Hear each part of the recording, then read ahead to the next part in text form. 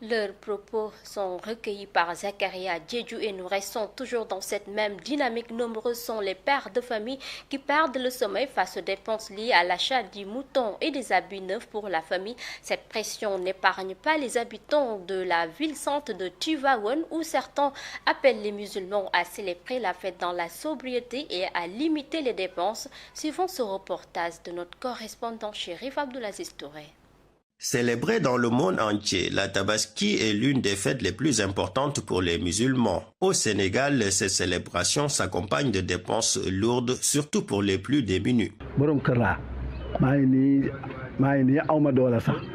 Je suis père de famille et je n'ai pas beaucoup de moyens. Je me débrouille avec mon petit business.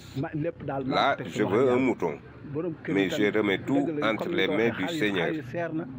Il est vrai que les moutons sont chers et la vie est dure, mais chacun doit dépenser sur la base de ce qu'il a.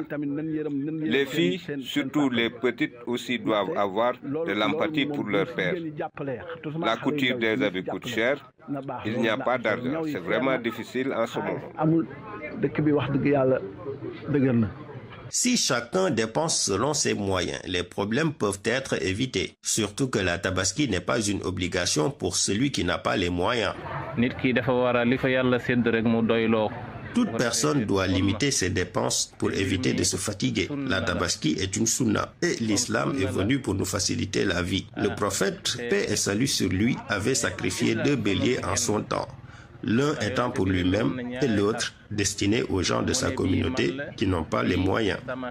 Donc les musulmans doivent agir avec raison et savoir qu'il s'agit d'un acte de dévotion. Tu le fais si tu peux, sinon tu en es exempté sans aucune conséquence négative.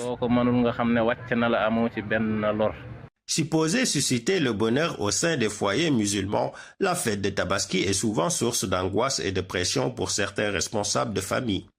D'ailleurs, ces derniers peuvent se retrouver avec des dettes élevées au lendemain de la fête du mouton.